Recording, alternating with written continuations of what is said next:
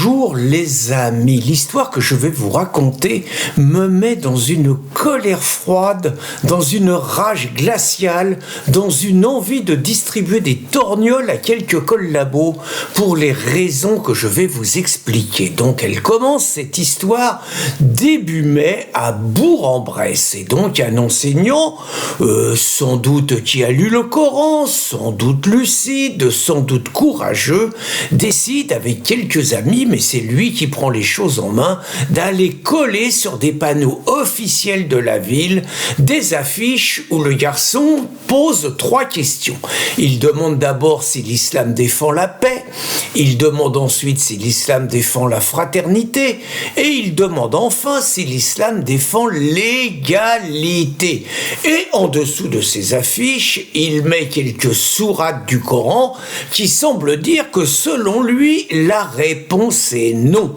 Pensant avoir fait œuvre d'information citoyenne, pourquoi pas d'éducation populaire, le brave homme rentre chez lui et reprend ses cours donc le lundi. Il ne se doutait pas que ses ennuis allaient commencer. Cela commence donc, pour commencer, par la plainte d'un vaillant maire de Bourg-en-Bresse, un nommé Débat, Jean-François Débat, un socialiste bien évidemment, un homme de gauche qui est pour la laïcité, mais qui dépose plainte quand même parce qu'il explique que les affiches appelleraient à la haine contre les paisibles musulmans dont il est pourtant absolument pas question une seule fois. En déposant plainte, donc ce maire, peut-être assure-t-il sa prochaine élection, mais surtout, il réintroduit le délit de blasphème en France et un délit de blasphème uniquement pour l'islam, mais pas pour les 2 autres religions.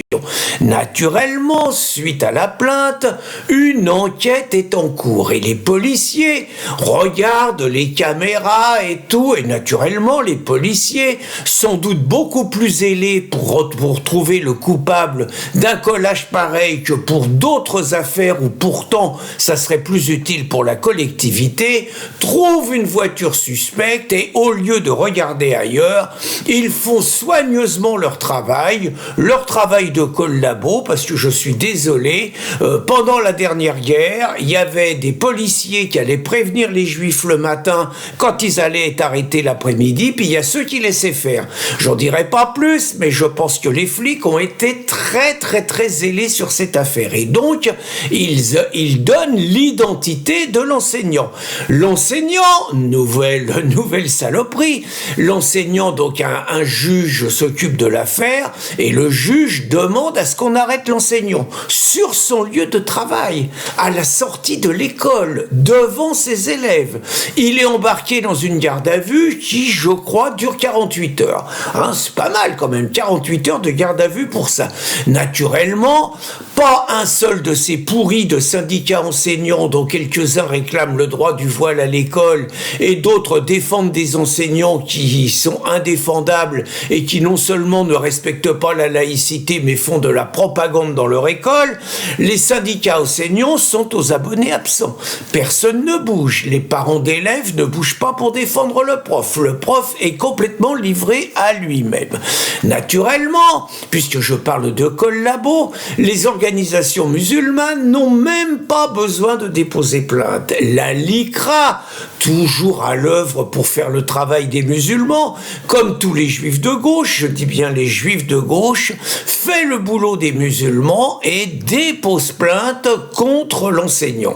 Super, les mecs, super. C'est juste l'islam et avec quelques sourates qui encouragent à tuer les juifs, comme l'a dit courageusement Sarah Knafo au Parlement européen, mais ce sont des juifs qui protègent l'islam, qui pourtant est la plupart du temps la religion des assassins de juifs. C'est grandiose quand même cette histoire.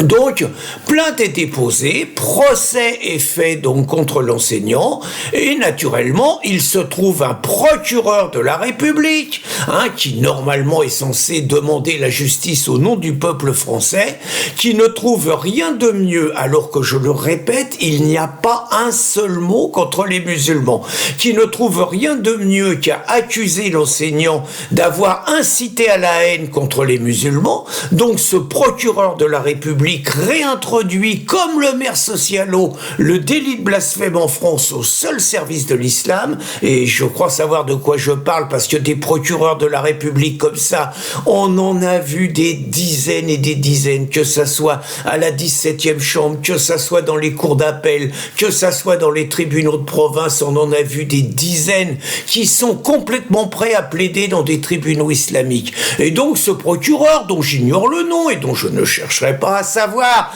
donc ce procureur ne trouve rien de mieux à faire que de demander 4 mois de prison avec sursis. 4 mois de prison avec sursis pour avoir collé des affiches dans Bourg-en-Bresse demandant si l'islam est compatible avec la paix, s'il est compatible avec la fraternité, s'il est compatible avec l'égalité.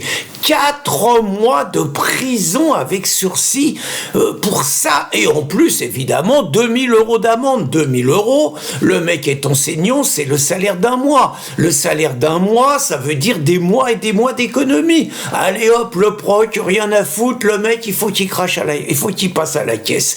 Donc le verdict sera rendu le 19 novembre. Nous allons naturellement suivre avec beaucoup d'attention ce verdict. Il n'empêche que les faits que je vous ai cités montrent comment un appareil d'État en 2024 en France se comporte exactement comme un collabo vis-à-vis de l'envahisseur, peut-être exactement comme dans ce qu'ils appellent les heures les plus sombres de notre histoire. Il fallait que ma glaciale colère s'exprime, et elle s'est exprimée. Je vous souhaite une bonne journée, les amis.